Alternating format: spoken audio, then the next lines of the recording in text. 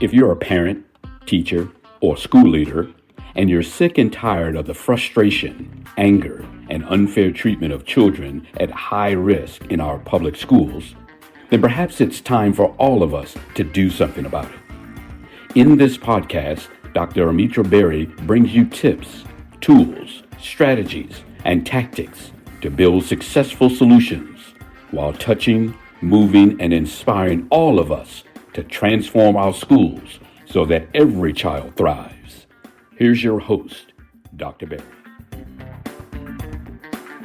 Welcome back, Equity Warriors, and thanks for tuning in to this week's episode of the 3E podcast. But first, an apology. My mother used to always say, if it ain't one thing, it's 10. And honestly, since, I guess the beginning of December, maybe the end of November, beginning of December, it has been, if not 10, maybe 8 or 9. Things that have knocked me off my feet, kept me away from being in front of a camera, and really just some challenges with continuing my work. But we are healthy and we are back. And I want to thank you for sticking with us and hopefully enjoying a few of the re-airs that we did for, one was the very first ever aired, my story. And if you didn't get a chance to listen to that, go back a few weeks and take a listen at that one. No video for those of you who are on Patreon. And a special apology to my Patreon subscribers because you all expect video and those old episodes, audio only. So if you were looking for video, that didn't happen back then. But new content, all new stuff coming at you, brand new studio. You might be able to tell if you're looking at the video, you know this is a brand new studio we're in. So I'm really excited about the work moving forward and the additional work, the episodes and studies that I will be bringing to you regarding my book, which actually out in just a few weeks. So if you have not already pre-ordered, make sure you look for me on Blue Sky and LinkedIn and get your pre-order in. Make sure you order from the publisher, Corwin, because those will be the first to ship. All right, stay tuned for more information on that. We'll make sure to get a link down in the notes for pre-ordering your books. All right, let's get to the month of March. And yes, it's hot right now. I recognize that. But March has a lot going on in it. It is National Disabilities Awareness Month. It is Women's History Month, and it is Ramadan. And we're going to talk all three of those in this episode and they intersect and how these things can impact your work in the classroom, the school, and the educational. So let's start with National Disabilities Month. It's not been around for that long in the grand scheme of things, or maybe I'm just getting old and so it doesn't seem like it's been that long ago, but 1987, Ronald Reagan declared March as National Developmental Disabilities Month. And we want to at the same time recognize that there are other disability awareness events or months. National Disability Employment Awareness Month that was established to acknowledge the contribution of individuals with disabilities in the workforce. And that goes all the way back to World War II, where with so many of America's men and women deployed for the war, that Americans with disabilities were moved into the workforce and really did play some crucial roles there. But as we think about and talk about National Disabilities Awareness Month, I want to focus on the classroom and the school community, because certainly we do also have some educators and educational leaders who have disabilities, whether they are neurodiverse or if it is a physical disability. We still want to recognize these people, their challenges, what we can do to be more inclusive and to increase our understanding of what disabilities are and encourage some opportunities for people with disabilities to participate fully in education and and educational leadership. So we can reflect on achievements of individuals with disabilities, think about people that you know who may have a disability, some of the challenges that they may face, and work to promote a more inclusive and equitable society.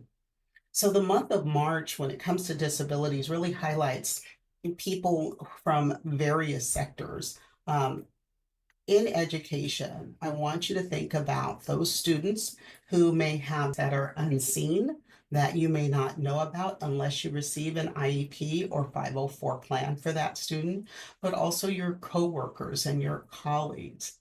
Let's emphasize this month and every month thereafter, creating an environment that is accessible to them. And that may not necessarily be a physical change. It could be a change of attitude in our classroom. One of the things I wrote about in the book, and make sure you pick up The Culturally Competent Educator, remember on pre-order right now, but is creating a classroom where everyone is safe to contribute, safe to participate. And that's just one thing I wrote about. So, and I don't want to deep dive into that much right now. There are modules coming. But also creating systems in your classroom and in your school that allow students who have diverse abilities to fully participate and not be penalized because of that disability.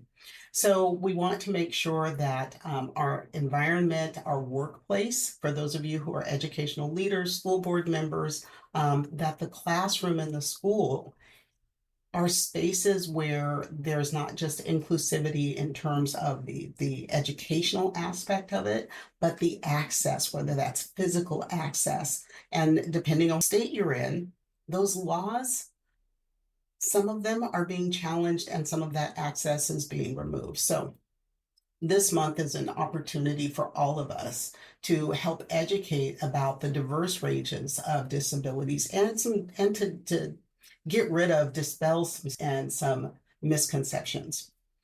So back in 1990, there was this thing called the Capitol Crawl, March 12th, 1990, the Capitol Crawl in Washington, D.C. And that really was sort of a defining moment for the fight for disability rights and pushing for the passage, say that 3 times fast, pushing for the passage of the Americans with Disabilities Act, or ADA as we now know it. So ADA was stalled in Congress. And what do we do when we can't get things through Congress? When we are activists, we march. And so there was a march from the White House to the Capitol led by disabilities rights organizations, well, led by ADAPT, which is an organization that supports disability rights. And then there were about 60 protesters who abandoned their wheelchairs and mobility aids and literally crawled up the 83 steps to dramatize the barriers that are faced by people with disabilities. So think about that. Get that visual image in your mind. Why it's called the Capitol Crawl? Because they literally crawled up the steps. It was a turning point in disability activism and national attention to the need for infrastructure and equal rights for people with physiological disabilities in particular. That the emotional impact, the visual, helped to galvanize public support and led to the passage of the ADA in July 26, 1990. Since then, we don't think about it. The ADA really is a cornerstone of disability rights in the US, and it mandates accessibility in public spaces and prohibits discrimination against individuals with disabilities. But we know with the Mango Mussolini, that many things that we have come to rely on as being cornerstones or entrenched in our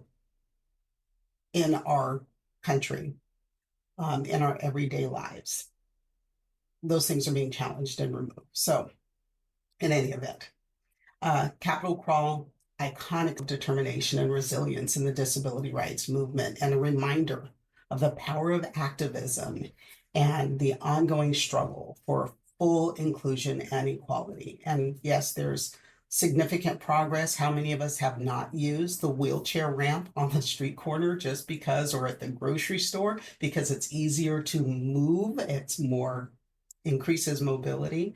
There's still a lot of work that needs to be done.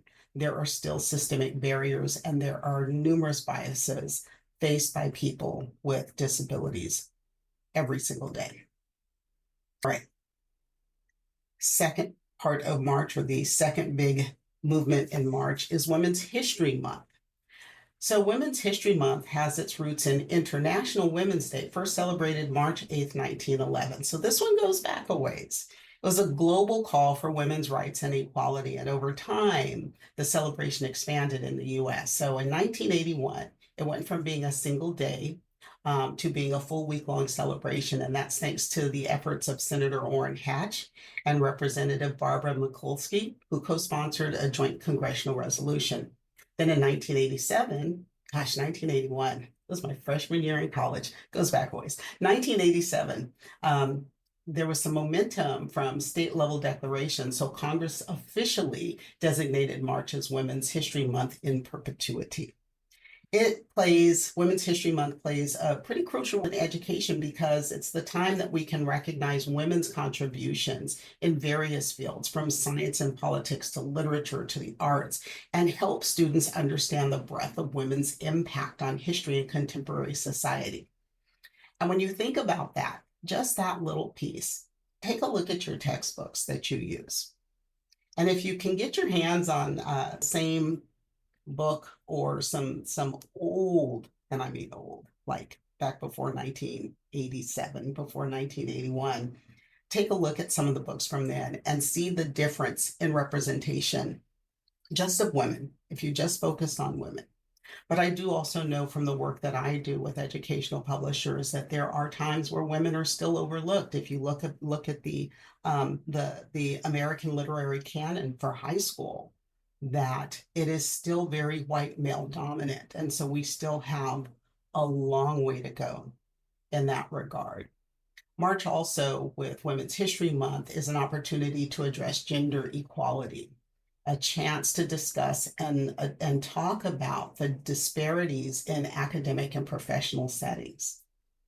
Think about it. Do a quick count in your head. How many women in positions of leadership compared to men? What's the ratio there?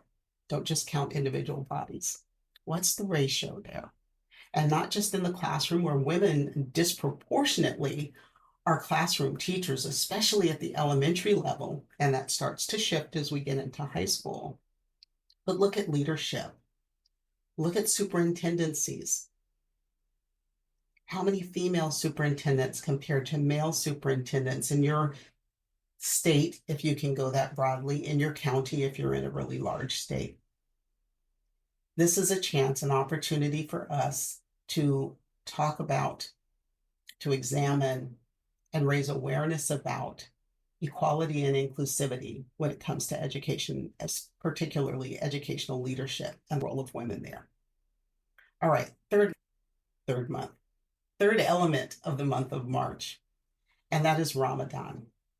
Now, what is Ramadan? Ramadan is the holiest month in the Islamic calendar, and it is marked by fasting, that is going without food, from dawn to sunset, sunrise to sunset. March is the month when the Quran, the holy book of Islam, was revealed to the Prophet Muhammad through the angel Jibril in 610. So Ramadan typically falls on different dates here because it follows a lunar calendar, which is about 10 or 11 days shorter than the solar year. But more important than that, remember that Ramadan falls in March. And you may or may not have Muslim students. My awareness to Ramadan was raised when I received a student after the beginning of the year in my classroom. And I've talked about her before because she was just so remarkable in my classroom experience and really teaching me and training me and helping to evolve my thinking and understanding about so many things, from language acquisition to inclusion and recognizing the importance of a child's religion, and how that transcends the classroom. But Ramadan came, March came, and because I was trying to keep up with what was going on with her, because she was the only Muslim student in my classroom, it was just her and her siblings in the entire school, that I had to make sure that, or I had to, for myself, make sure that I was not harming her. I was not asking her to do anything that was outside of her beliefs. So when Ramadan came, I knew that she was fasting. Now, classroom teachers talking to you, we typically walk our kids to the, if you're, K6, you're walking your kids to the classroom. Sometimes you're sitting and eating with them, depending on your school and your grade level. Sometimes you're not. But you take them to the cafeteria, they eat together, they go out to play. She was, and I thought the cruelest thing in the world would be to make child go sit in the cafeteria and have everyone ask her why she's eating her lunch, why didn't she get her lunch, and have to have her explain over and over again, not just because her family was the only Muslim family in the school, but she was also newly arrived. Her She didn't speak a word of English when she first got there. Maybe a few words of English, but definitely a newcomer when it comes to language. And so instead of sending her to the cafeteria with her classmates, um, she would stay in the classroom while I walked the rest of the kids to the cafeteria. And then she and I would fast together through lunch. And she was this sponge that was just in learning to read and learning to read in English, just wanted to read all the time and had some very low style books for her. And so she spent that food time in the classroom with me. I may have lost a pound or two that March. And then once the kids were released from the cafeteria out to the playground, she would run out and join her peers. But what do you do? And maybe you haven't had this challenge, and maybe you have had a student who was fasting and you just ignored it. I hope, but hey, we're all here to grow. So what do you do? If you have students who are fasting, first and foremost in your classroom, let's not have any food-centric events in the month of March. Not during school hours, because we want to respect that those students are fasting. Think about their physical activities. When you haven't eaten, do you really want to go out and play PE? No.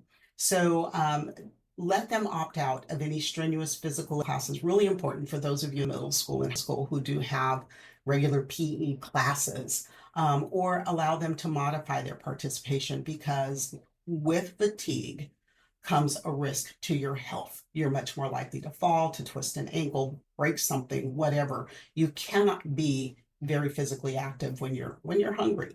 Some of us just get plain hangry, and adults. For those of you, and this is maybe at the school level, at the classroom level, if you can, provide a prayer space, a quiet, clean for your student or students, if you have a larger population of Muslim students, a place where they go to pray, and that they have time for that observance, and that there is no academic penalty for their doing so. Please. And like I said, alternative lunch space. Now, I allowed my one student to stay in the classroom. For me, if you're in a school that has a larger population of Muslim students who are fasting, maybe there's another area that they can go to during lunch, so that they're not made to feel uncomfortable sitting around people who are eating, or so that not every teacher has to keep their students in the classroom with them. All of this comes about when we start promoting cultural understanding. Teach your students about Ramadan, about its significance, the traditions, and the cultural practices, so that they can develop empathy as well as being much more inclusive. And then, if you can, organize some or cultural events that celebrate Ramadan. Invite the community in. That's another thing I talk about in the book, is that developing those community partnerships so that you can increase respect among communities, across communities, as well as your students. And then use literature. We're teachers, right? Use literature, use children's books, use some discussion opportunities, explore those themes of kindness, diversity, and cultural appreciation. Connect that back to Ramadan. Now, when I started this, I told you there's some intersectionality here, right? We've got disabilities, women, and Ramadan. Think about those three, and let's think about inclusive education, the intersectionality of these three events in the month of March really does highlight the diversity of experiences and perspectives that enrich our school communities. So when it comes to inclusive education, we want to make sure that every single child, regardless of their abilities, their gender, their cultural or religious background, that they all have an opportunity to be successful in the classroom. We want every single child and adult to thrive without fear of discrimination or marginalization. And that is so much more important in 2025 through 2029. You feel me? We also want to recognize the unique challenges that are faced by individuals at the intersection of multiple identities, such as women with disabilities or Muslim students with disabilities or female students who are Muslim. These things help us build empathy, and they help to create equitable schools, classrooms, and societies. And when we celebrate these diverse experiences, we promote mutual understanding and respect. Embrace these intersections so that we can create educational environments that truly, truly value every single learner's contribution.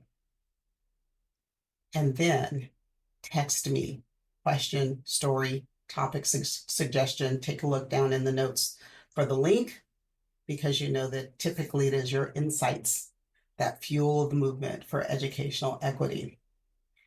In times of educational crisis, and in case you didn't know, we're in one right now, silence is not an option.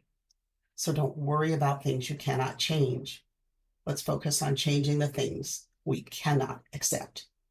And I'll see you next week. And that's a wrap for today's episode of the 3E Podcast. Now, here's how you can make a real difference. First, smash that subscribe button. It's free. It's easy. Just do it. Second, share the show with anyone you know who cares about education. And third, consider becoming a supporter of the show. Together, we're not just talking about change, we're making it happen. Make a donation today to be part of that mission and change, and I'll catch you next time.